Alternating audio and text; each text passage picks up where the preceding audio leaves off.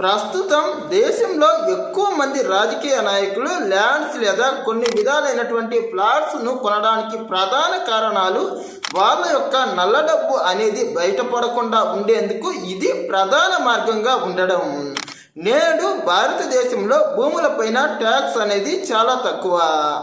అందున ఈ భూములు కొనేటప్పుడే వాళ్ళు భూమి యొక్క యజమాని వద్ద నుండి ఎక్కువ డబ్బు వాళ్లకు ఇచ్చినప్పటికీ వారి వద్ద నుండి తక్కువ రేటుకే కొన్నట్టు వాళ్ళు భూమి పత్రాలను తయారు చేసుకుంటున్నారు. అలా కొన్నటువంటి భూమిని సంవత్సరం ఆ భూమి విలువ పెరుగుతున్నట్లు పత్రాలు మార్చుకొని ఏకంగా తమ యొక్క నల్ల డబ్బు మొత్తం ఆ భూమి వల్లే వచ్చినట్టు చూపిస్తున్నారు.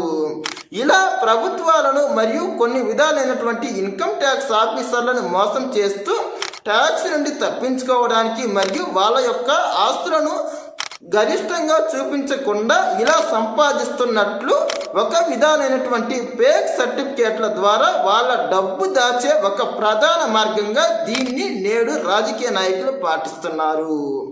ప్రధానంగా రాజకీయ నాయకులు ఈ భూములు లేదా ప్లాట్స్ పైన ఎక్కువ పెట్టుబడి పెట్టడానికి ప్రధాన కారణం ఇదే. అంతేకాకుండా ఈ భూములను వేరే వాళ్ళ పేరు పైన చేపిస్తూ బినామీలుగా కూడా మారుస్తూ వాళ్ళ యొక్క నల్ల డబ్బును ఇలా సులభంగా దాచిపెట్టుకునే వెసులుబాటు దీనిలో మాత్రమే ఉంది. ప్రధానంగా చైనాలోనే గనక చూస్తే భూమి అనేది ఎక్కువగా గవర్నమెంట్ కంట్రోల్లో ఉంటుంది. కాబట్టి అక్కడ భూమి పైన ఎవరికి కూడా హక్కులు ఉండవు.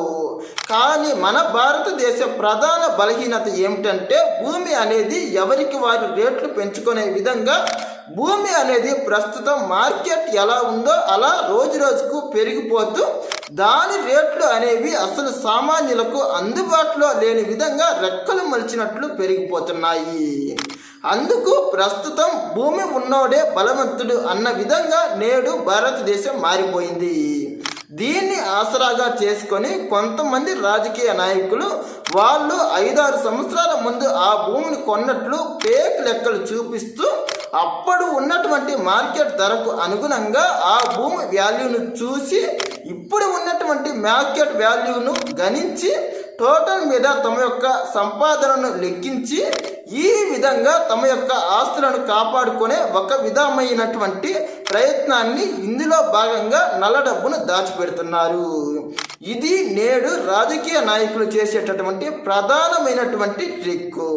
దీన్ని రాబోయే కాలాల్లో ప్రభుత్వాలు మారుస్తాయని ఆశిద్దాం. కానీ ప్రభుత్వాలు మాత్రం ఈ కిటుకులపై పెద్దగా ఆలోచించడం లేదు. ఇందుకు ప్రధాన కారణాలు ప్రతి ప్రభుత్వంలోనూ రాజకీయ నాయకులు ఉన్నారు.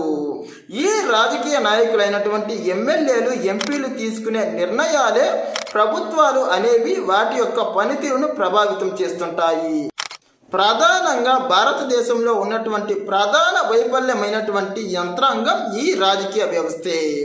నేడు చాలామంది ఎమ్మెల్యేలు ఎంపీలు ఈ అధికార పార్టీలోనే ఉండి వాళ్ళు అక్రమ సంపాదనను ఎలాగోలా దాచుకుంటూ వాళ్లకు వ్యతిరేకంగా వచ్చే చట్టాలను వాళ్ళు అసెంబ్లీలోనూ మరియు కేంద్రంలోనూ పాస్ కాకుండా తమను తాము రక్షించుకుంటున్నారు.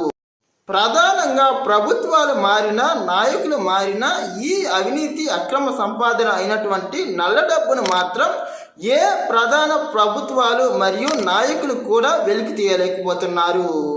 ప్రధానంగా ఇక్కడ ప్రతి పార్టీలో ఉన్నటువంటి డబ్బు ఉన్న రాజకీయ నాయకుల వల్లే ఇలా జరుగుతుందన్నది లోకం ఎరిగిన సత్యమే.